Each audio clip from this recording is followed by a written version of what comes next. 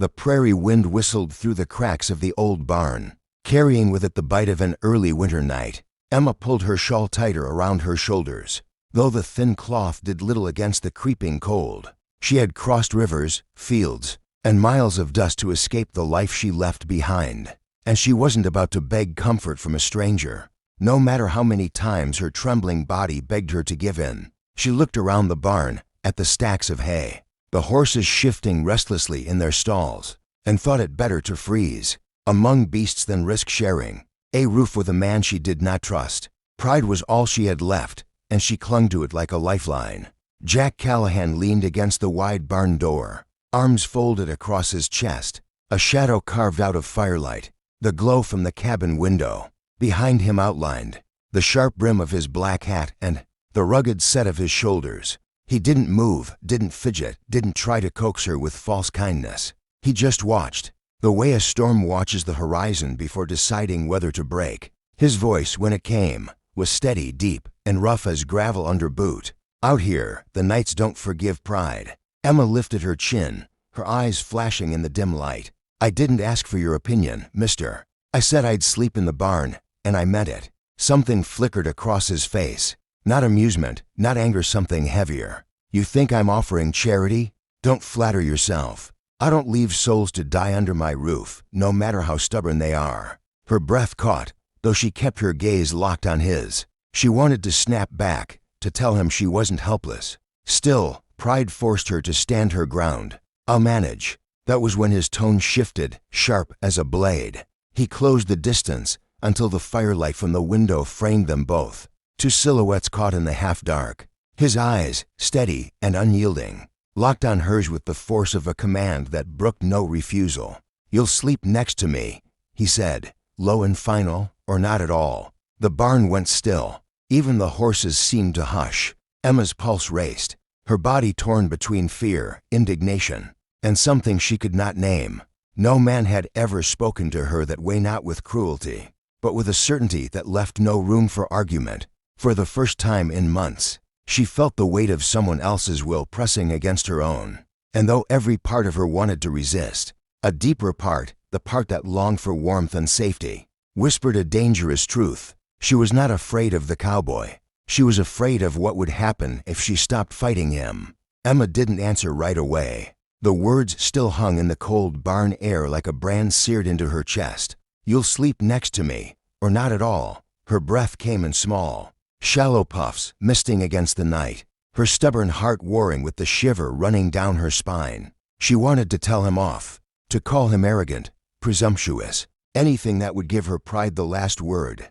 But when she looked into his eyes, dark, steady, unflinching, she saw no malice there, only a kind of relentless truth. He wasn't threatening her. He was stating the way things were, the way he lived his life, hard and unforgiving as the land around him. Jack watched her like a man used to waiting, his patience sharpened by years of long nights on the trail. He didn't step closer this time. He didn't need to. The weight of his presence filled the space, pressing on her more heavily than the bitter air.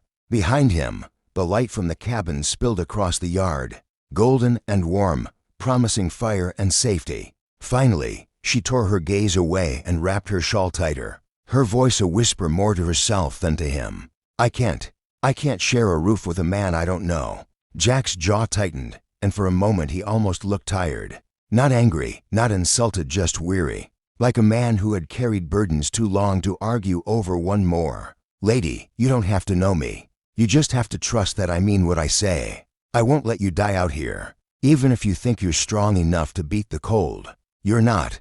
The bluntness of his words struck her harder than the wind. Emma's pride screamed at her to resist, but her body betrayed her with another tremor. She hated that he could see it, hated that her stubbornness wasn't stronger than the prairie night. A horse shifted in its stall, snorting, as though echoing the tension. Jack finally stepped back, his hand resting lightly on the barn door. The choice is yours, he said simply. Barn or fire. But don't expect me to waste sleep wondering if you made it till morning. With that, he turned, pushing the door open. A rush of cold air swept through, but beyond it lay the cabin, warm light flickering against the dark horizon. He didn't look back to see if she followed. He didn't have to. Emma stood frozen, her hands clenched, her heart hammering. Every part of her wanted to scream, to stay, to prove him wrong. But the thought of another hour in this freezing barn was unbearable. Pride or survival, there was no middle ground. And as the cowboy's shadow stretched across the yard, Emma found her feet moving, slow and reluctant, carrying her toward the glow of his cabin fire.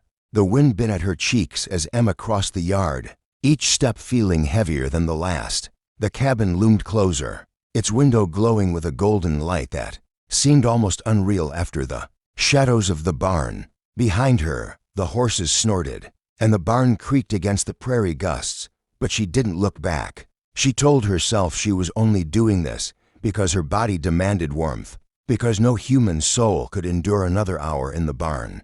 It wasn't because of him, wasn't because of the way his voice had lodged itself inside her, steady and immovable, forcing her to bend without breaking.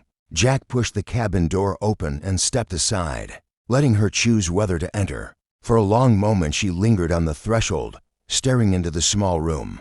The fire crackled in the stone hearth, casting shadows across wooden walls lined with tools, shelves of jars, and the scars of a man's solitary life. It wasn't a home of comfort. It was a fortress of survival. Slowly, Emma stepped in, clutching her shawl as though it were a shield. The heat from the fire hit her face, thawing the sting of cold, and she felt a rush of weakness at how badly she had needed it. Jack shut the door behind them with a quiet thud, and the prairie wind was cut away, leaving only the low crackle of flame. She stayed near the wall, her back straight, her eyes darting around the room as though searching for escape. Jack didn't speak. He removed his gloves, set his head on a hook, and crouched by the hearth to stir the fire. His movements slow and practiced. Sparks leapt upward, painting his profile in orange light. The hard lines of his jaw and brow softened only by the glow. Emma hated the silence, hated how it left her alone with her thoughts. "You're awfully sure of yourself," she said at last, her voice sharper than she intended. Jack didn't glance at her. "I'm sure of the cold, and I'm sure you wouldn't have lasted till dawn." She bristled, ready to argue, but the warmth spreading through her bones betrayed her again. He was right, and they both knew it. Pride wilted under truth, leaving her with nothing to cling to but defiance.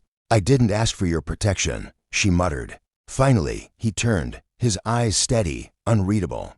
"You didn't have to. My land, my roof, my rules. You're here because I said so and because you knew staying out there meant the end." The fire popped, filling the space between them. Emma's heart raced, torn between gratitude and fury. She wanted to hate him for being right, yet something inside her stirred at his certainty. For the first time in months, someone else carried the burden of decision. And though she would never admit it aloud, part of her felt safe. The fire roared louder as Jack threw another log into the hearth, the sparks scattering like fleeting stars before fading into smoke. Emma stood stiff near the wall, still clutching her shawl, though the heat now wrapped her like a heavy cloak. She watched him move about the room, with the quiet authority of a man who belonged to the land and answered to no one. He wasn't loud, he wasn't gentle, but there was something in the steadiness of his presence that unsettled her more than the cold ever had. Jack finally broke the silence. "There's still left from supper." His voice was calm, practical, stripped of warmth but not unkind. He motioned to the iron pot resting near the fire. "Eat, if you want, or don't, makes no difference to me." Her stomach tightened at the smell-rich broth, potatoes, bits of meat, and for a moment her pride wavered. She hadn't eaten a real meal in days, but she kept her arms crossed, refusing to step forward. "I didn't come here for handouts," she said, though her voice was weaker than before. Jack leaned back on his heels, fixing her with that steady gaze that seemed to strip away her defenses. "You came here because you had no choice. Same reason anyone ends up at another man's door. Pride's a fine thing to carry, but it won't fill your belly. It won't keep you alive." Emma's lips pressed into a thin line. Every word from him was a challenge, a mirror showing her weakness, and she hated him for it. Yet she hated herself more, because she knew he was right. Slowly, almost against her own will, she ate in silence, each bite a surrender she could neither fight nor deny. Jack said nothing more. He pulled a wool blanket from a chest and set it near the hearth. then stretched out on the floorboards with the ease of a man used to hard rest. He didn't offer her his bed, didn't suggest more than what he already had. His earlier words still echoed, an ultimatum ringing in her ears. You'll sleep next to me, or not at all. Emma lowered herself onto the blanket, the warmth of the fire easing her shivers, though unease still clung to her chest. She kept her back to him, staring at the dancing flames, every muscle tense with the awareness of his nearness. And that truth, as terrifying as it was, began to thaw something in her far colder than the prairie wind her guarded heart.